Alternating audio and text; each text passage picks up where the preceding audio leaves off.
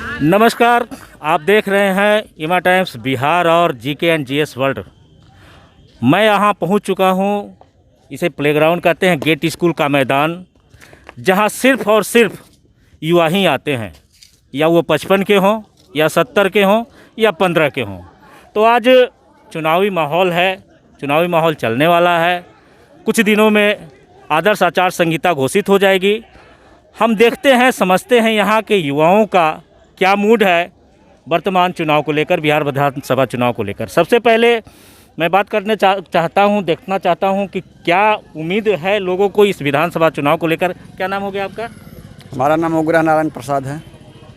अभी जो वर्तमान विधानसभा चुनाव आ रहा है, आप इसको किस नज़रिए से देखते हैं? क्या विकास हुआ है या नहीं हुआ है? आप किस आधार पर वोट करेंगे? विकास तो हुआ है, लेकिन जहाँ तक खेल की बात है, खेल में कोई विकास नहीं है। खेल एकदम नीचे स्तर पर चला जा रहा है। जहाँ तक ग्राउंड की बात कहें, औरंगाबाद की बात कहें, या बिहार की तो हम नहीं कहेंगे, इसलिए कि हम औरंगाबाद कहें तो औरंगाबाद के ग्राउंड की बात कह रहे हैं। यहाँ ग्राउंड का बहुत स्थिति ख़राब है, और आज से नहीं, जब से खेल से जुड़े हुए हैं तब से ही हाल है। इसको आप किसको दोषी मानते हैं? ग्राउंड नहीं बना है, सरकार को दोषी मानेंगे, और किसको मानेंगे? क्या चाहते हैं? सरकार से अपेक्षा था, लेकिन उम्मीद कहाँ है। इस विधानसभा चुनाव में क्या ये प्लेग्राउंड का कोई मुद्दा बनेगा? खेल के मैदान का कोई मुद्दा बनेगा? हाँ, तो क्यों नहीं बनेगा, इसमें बनेंगे। इससे जुड़े हुए हैं तो ज़रूर इसका विरोध करेंगे, ताकि आज से नहीं, जब से हम लोग जुड़े हुए हैं उस समय से इसका स्थिति ठीक नहीं है। बराबर जो थोड़ा सा बारिश होता है, पूरा भैंस गाय सभी इसमें घूमते रहते हैं, और जब हम लोग टूर्नामेंट भी करवाते हैं तो हाल वही होता है। हम लोग से अलग से न सरकार से कभी कुछ मिलता है, न कुछ कभी मिलता है। उन लोग के पास जाते हैं तो कहते हैं कि हमारे पास कोई फंड नहीं है, और फिर वहीं पर जहीं के तहीं ढाक के 3 पात हो जाता है। देखिए, ये खिलाड़ी हैं और इनकी भी पीड़ा है। जाहिर सी बात है कि सरकार जहां स्वच्छ भारत, स्वस्थ भारत की बात करती है, तो स्वस्थ भारत में प्लेग्राउंड का बहुत बड़ा महत्व होता है, और प्लेग्राउंड जहां खराब है, लोग स्वस्थ कैसे रहेंगे, इनकी चिंता जाहिर सी है। और मैं अभी यहाँ एक युवा हैं, उनसे बात है। क्या नाम हो गया आपका? मेरा आशुतोष शर्मा नाम हुआ। इस बार जो विधानसभा चुनाव हो रहा है, इसको आप किस नज़रिए से देखते हैं? क्या विकास हुआ है, क्या विकास नहीं हुआ है? अभी क्या स्थिति चल रही है आपके? अभी देखा जाए तो एजुकेशन के क्षेत्र में बिहार तो बहुत स्तरीय नहीं रहा है। और देखे अब जो हमारे लॉकडाउन के कारण जो अभी बहुत सारे जो अनएम्प्लॉयमेंट लोग हुए हैं, उनके लिए कोई मुद्दा देखिए तो जाए विकास के दौर पर नहीं है। और खेल के क्षेत्र में भी बिहार अभी पीछे होते जा रहा है। इसके अनुसार हमको देखिए कि नए नए अनुसाधन का रूप लेना चाहिए, और देखिए तो स्टेडियम उडियम का विकास करना चाहिए, खेल के नए स्तर पर रहना चाहिए, कोच की व्यवस्था करना चाहिए।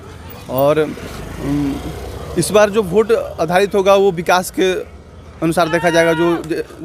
जो रोजगार देगा, विकास का मुद्दा रहेगा, इसके अनुसार वोट दिया जाएगा। जैसे अभी नीतीश कुमार का शासन है, राजग कहिए कि राजग गठबंधन का ये शासन है, विकास की बहुत सारी बातें कही जा रही है, तो क्या आपको ऐसा नहीं लगता है कि यहाँ विकास हुआ है? विकास तो देखिए हुआ। अगर हम रोड कंस्ट्रक्शन के देखें, इंफ्रास्ट्रक्चर को देखें, तो इंफ्रास्ट्रक्चर नहीं, रोड कंस्ट्रक्शन के बारे ठीक है, लेकिन एजुकेशन और जो इंडस्ट्रियल सेक्टर है वहाँ विकास नहीं हुआ है। ग्रोथ बहुत कम है, इकोनॉमिक्स कंडीशन भी डाउन हो चुका है। इस कारण हमें थ्री सेक्टर पर ध्यान, एजुकेशन सिस्टम पहला तो आपको सुधारना पड़ेगा, दूसरा है कि अपॉर्चुनिटी देना पड़ेगा। कंट्री अदर जो स्टेट हैं उसमें क्या जो फॉरेन इन्वेस्टमेंट आते हैं उस पर ध्यान देना पड़ेगा। और देखिए तो यहाँ पर जो एजुकेशन लेवल उसको इंक्रीज़ करना पड़ेगा। और बस यही। और जाहिर सी बात है कि एजुकेशन लेवल अगर बढ़ता है तो विकास की बातें होती है। सारी संरचनाएं एजुकेशन पर ही निर्भर करती है। शिक्षा है तभी हम आगे बढ़ सकते हैं, कोई नए नए आविष्कार कर सकते हैं। हमारे साथ जुड़े हुए हैं। क्या नाम हो गया आपका? महफूज आलम। आप किस नज़रिए से इस बिहार विधानसभा चुनाव को देखते हैं और क्या आपकी सोच है? देखिए, हर बार जो है जब चुनाव आता है तो आखिरी समय में जब चुनाव का घोषणा हो जाता है, उस समय जो है विकास एक मुद्दा बन जाता है। बहुत से क्षेत्रों में विकास तो हुआ है, लेकिन व्यवस्था में कमी रह गई है। विकास जिस क्षेत्र में हुआ, जैसे ग्रामीण क्षेत्रों में नल जल का योजना जो है, ये काफ़ी जो है कारगर विकास के रूप में साबित हो रहा है। जहाँ पानी का बिल्कुल साधन नहीं था, लोग अपने अपने घरों में अपने खुद जो है दरवाजे पर नल जल के योजना के माध्यम से वो पानी ले रहे हैं। बहुत सारी महिलाएं जो हैं हमारे घर की इज्जत जो कहलाती थी, उनके लिए शौचालय का निर्माण कराया है सरकार ने। अब रह गई कि पूर्ण रूप जो विकास का होना चाहिए था, जैसे एजुकेशनल के क्षेत्र में हमारे मित्र अभी बताए कि इसमें कुछ कमी आई है, इसमें पूर्ण रूप से विकास नहीं हुआ है। जो यहाँ और भी टेक्निकल कॉलेज खुलना चाहिए था, उसमें लोगों को जो है टेक्निकल पढ़ाई के माध्यम से रोज़गार मिलनी चाहिए थी, उस क्षेत्र में सरकार के द्वारा पूर्ण व्यवस्था नहीं किया गया, आधा अधूरा रह गया है। और ऐजे हम जो है औरंगाबाद फुटबॉल टीम के कैप्टन हैं, आज 15-20 साल से हैं, तो बराबर ये मुद्दा हम उठाते रहे हैं खेल के विकास के लिए। आज पूरे बिहार में देख लीजिए युवाओं का क्या हाल है। पहले जब 20 साल पहले जो होता था, खेल एक मुद्दा था और खेल से लोग जो है हर एक विभाग में चुने जाते थे, नौकरियां लेते थे।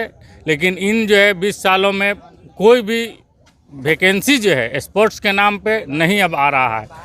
जो भी लोग जुटे हुए हैं, क्रिकेट वाले हैं, फुटबॉल वाले हैं, बैडमिंटन है, हॉकी, जो भी यहाँ खेल लोग खेलता है, पहले कोटा होता था, हर एक विभाग में, पुलिस विभाग में भी निकलता था, उसमें 50% आरक्षण जो है स्पोर्ट्स से लिया जाता था। लेकिन जब से ये सरकार आई है राजग गठबंधन की, तो वो यूनिटी ही ख़त्म कर दिया गया है पूरे बिहार से। स्पोर्ट्स के नाम पर मतलब कोई बहाली लिख दिया कि कोई बहाली इसका अलग से नहीं होगा, जैसे व्यवस्था है बहाली का वैसे आपको आना पड़ेगा। पिछले चुनाव में हमारे स्थानीय विधायक आनंद शंकर जी थे, वो भी एक स्पोर्ट्समैन थे। इसी फील्ड में उन्होंने अपना पहला जो है चुनाव का अभियान छेड़ा हुआ, कहा था कि खेल और खिलाड़ियों के लिए हम हमेशा तत्पर रहेंगे। लेकिन परिणाम ये हुआ कि खेल जो जीत के गए, फिर ग्राउंड में कभी आने का प्रयास नहीं किए और ना हम लोग को कोई साधन देने का प्रयास उन्होंने किया। हम लोग टूर्नामेंट जब कराते हैं तो बुलाते भी हैं, बहुत खुशामद से आते भी हैं, लेकिन बस 2 बात ऐसी कह कर जो है वो चले जाते हैं। ना आज तक उन्होंने कोई व्यवस्था दिया हम लोगों को, और ना कभी जो है प्लेयर की तरह आके हम लोग से व्यवहार किए हैं मिलने के लिए। इसलिए हम लोग चाहेंगे कि जो है वैसे युवा नेता को हम लोग साथ ना देकर जो है उनकी भावनाओं का कद्र करेंगे इस चुनाव में, जो सभी क्षेत्रों में कुछ ना कुछ जो है करने या बोलने का प्रयास करते हैं और रखते हैं। और विकास के मुद्दे पर सरकार जो हमारी अभी वर्तमान में है, रियल में विकास हुई है और वोट हम लोग करेंगे। यहाँ विकास की बात भी हो रही है और वर्तमान विधानसभा जो यहाँ पर रह चुके हैं, विधायक रह चुके हैं, उनके खिलाफ में भी यहाँ पर थोड़ा आक्रोश है कि उनके द्वारा कुछ नहीं किया गया है। एक और हमारे युवा साथी यहाँ पर मौजूद हैं, मैं जानना चाहूँगा कि ये आखिर इनकी क्या सोच है, आपकी क्या सोच है वर्तमान विधानसभा चुनाव को लेकर। हमारा नाम हुआ विवेक रंजन। बिहार की स्थिति ये है कि बहुत दयनीय स्थिति है यहाँ, और कहा जाए तो बेरोज़गारी तो यहाँ बहुत ज़्यादा ही है। एक वैकेंसी क्लियर नहीं होता है सरकार का। आज 2014 में बीएसएससी का वैकेंसी आया हुआ था सचिवालय का, आज तक उसका, आज ये दिसंबर में मेंस का एग्ज़ाम हो रहा है। 6 साल हो गए, बताइए। उस समय मैं 11 क्लास में था, आज मेरा ग्रेजुएशन फाइनल हो गया, अभी तक कोई वैकेंसी नहीं सरकार का आता है यहाँ, गवर्नमेंट का, बिहार सरकार का स्पेशली कहा जाए तो। और यहाँ किसी भी तरह का कहा जाए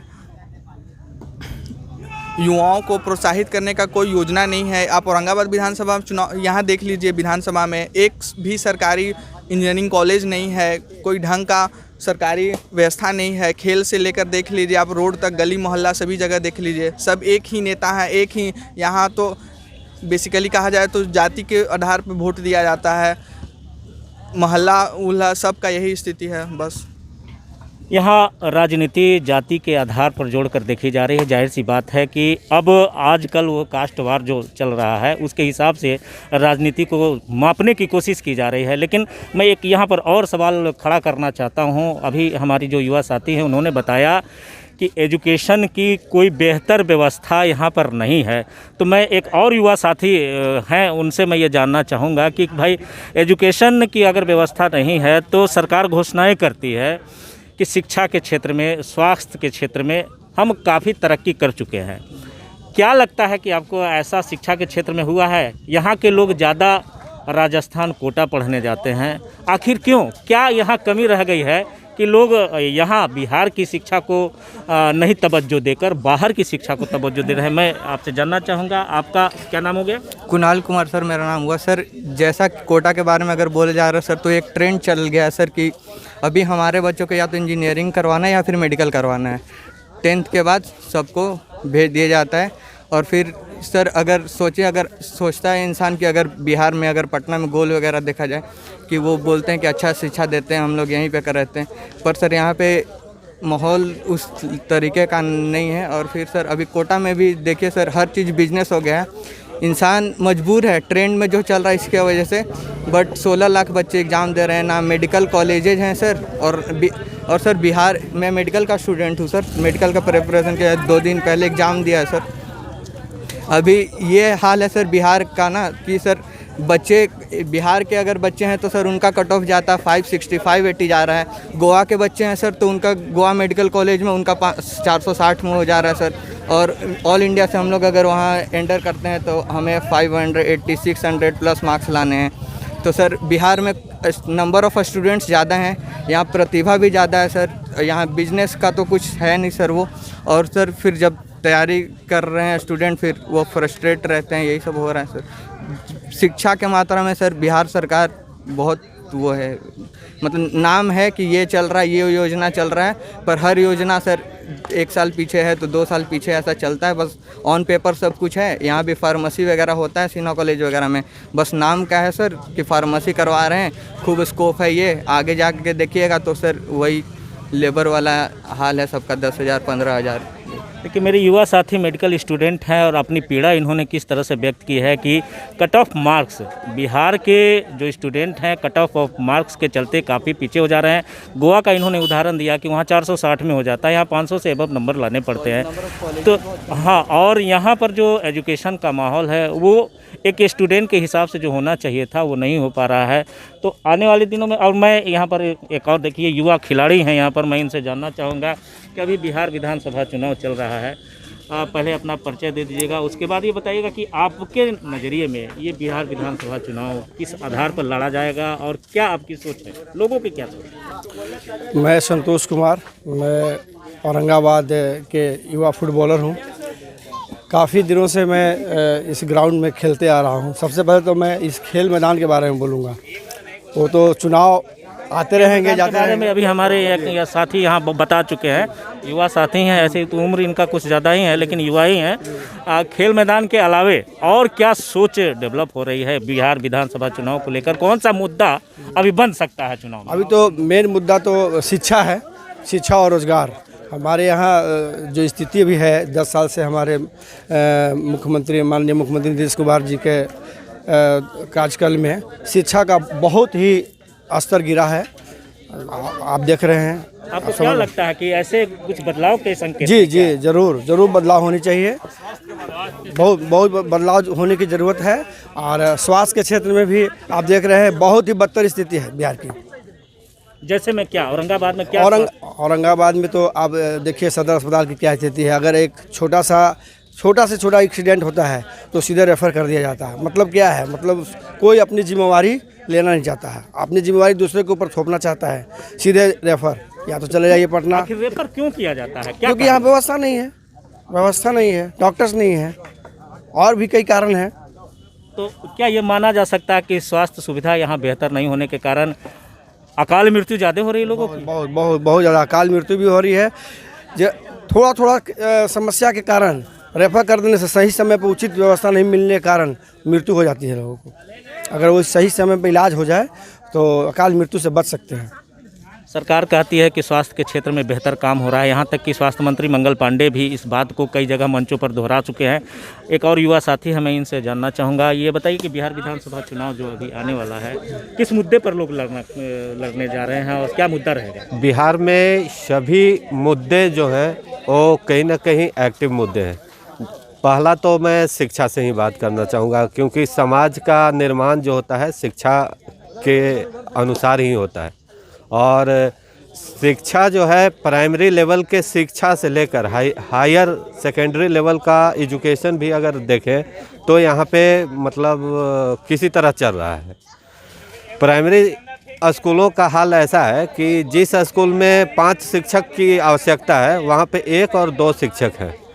तो वहाँ पे 1-2 शिक्षक के बलबूते शिक्षा पूर्ण नहीं दिया जा सकता। केवल इंफ्रास्ट्रक्चर बना करके और शिक्षक ना हो तो वहाँ का मतलब शिक्षण व्यवस्था सुदृढ़ नहीं चल सकता है। अगर शिक्षक हों, पेड़ के नीचे भी पढ़ा करके शिक्षा दिया जा सकता है, लेकिन यानी कि गुरुकुल परंपरा जो पहले चला करती थी, पेड़ के नीचे गुरु पढ़ाया करते थे, वहाँ से शिक्षा बच्चे निकलते थे। तो आज शिक्षकों की संख्या क्या ये माना जाए कि विद्यालयों में कम है? ये सरकारी आंकड़ा बता रही है सर। सरकारी आंकड़ा आप देखें, शिक्षक की संख्या बिहार में बहुत ज़्यादा कम है। प्राइवेट स्कूल की ओर लोगों का जाने का मुख्य कारण ही यह है कि सरकारी स्कूलों में क्वालिटी ऑफ टीचर कम नहीं है। तो सरकारी जो शिक्षक हैं उनकी क्वालिटी बहुत अच्छी है बिहार में, पर चूँकि क्वालिटी एक शिक्षक 10 क्लास को कैसे चला सकते हैं? नहीं चला सकते हैं। तो शिक्षा का यह हाल है, इससे हमारी शिक्षा बर्बाद है। अभी एक भाई स्वास्थ्य के बारे में बात कर रहे थे। मैं सदर अस्पताल औरंगाबाद, जो कि औरंगाबाद के सबसे बेहतर हॉस्पिटल का उदाहरण है, लेकिन वहाँ का एक घटना है कि एक रिलेटिव को मैं इलाज कराने गया था और ऑक्सीजन सिलेंडर की आवश्यकता पड़ गई थी और पूरे हॉस्पिटल में मात्र 2 ऑक्सीजन सिलेंडर, जबकि यहाँ पे 85 ऑक्सीजन सिलेंडर की संख्या है। सरकार द्वारा 85 ऑक्सीजन सिलेंडर रखने का हमेशा व्यवस्था है, लेकिन मात्र दो में भी वो भी फुल था कि नहीं था, ऐसा मैं झेल चुका हूँ खुद।